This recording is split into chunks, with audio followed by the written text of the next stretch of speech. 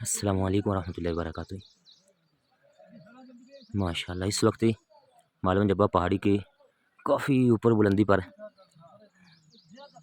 میں موجود ہوں، اور یہ سامنے بالکل پہاڑی کا اینڈ ہو رہا ہے۔ اس سے اوپر آگے کم ہی راستے ہیں جو اوپر کی طرف جاتے ہوں۔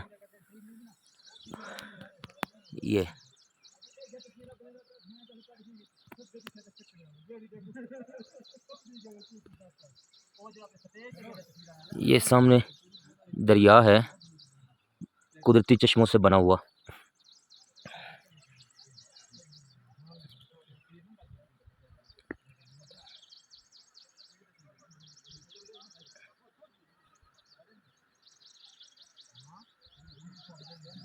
بہت زبردست خوبصورت علاقہ ہے۔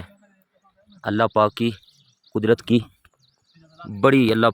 کی بڑی نشانیاں یہاں پر موجود ہیں۔ الحمدللہ یہ مقامات دیکھنے سے ایمان تازہ بھی ہوتا ہے، پختہ بھی ہوتا ہے، اور اللہ پاک کی قدرت کی نشانیاں دیکھ کر بندہ حیران بھی ہوتا ہے کہ اللہ پاک کی کائنات کتنی بڑی وسیع ہے، اور اس کائنات کے اندر ہم بالکل مختصر چھوٹے سی ایک حصے کے اندر رہنے والے ہیں۔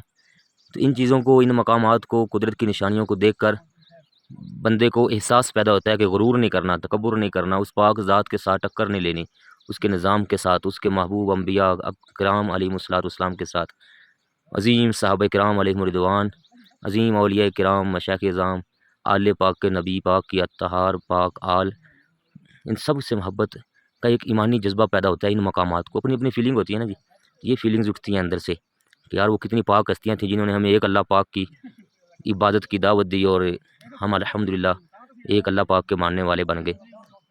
دل سے یقین جانیں، دل سے اور دل کی گہرائیوں سے یہ تمنا اٹھتی ہے کہ ان کو سلوٹ کرنا چاہیے۔ انہوں نے کیا کمال محنت کر کے دنیا کو ایک اللہ پاک کی عبادت کی طرف راغب کرنے کی کوشش کی، اور اپنی اپنی محنت میں وہ کامیاب بھی ہوئے۔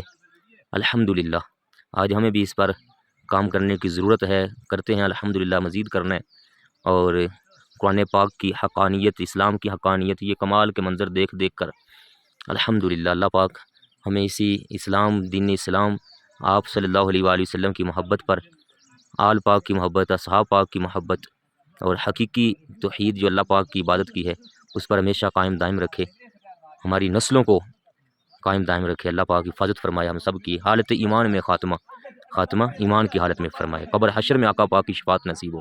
یہ کوشش کرنی ہے ہم نے الحمدللہ۔ یہ منظر دیکھ کر کوئی انجوائے کرنے کا جن لوگوں کا ذہن ہوگا، ورنہ حقیقت میں یہ سارے مناظر یہ اللہ پاک کی توحید کی، اللہ پاک کی وحدانیت کی گواہی دیتے ہیں، اور یہ بتاتے ہیں کہ کوئی ذات ہے جو اس کائنات کو چلا رہی ہے۔ لا الہ الا اللہ محمد رسول اللہ صلی اللہ علیہ وآلہ وسلم۔ السلام علیکم ورحمۃ اللہ وبرکاتہ۔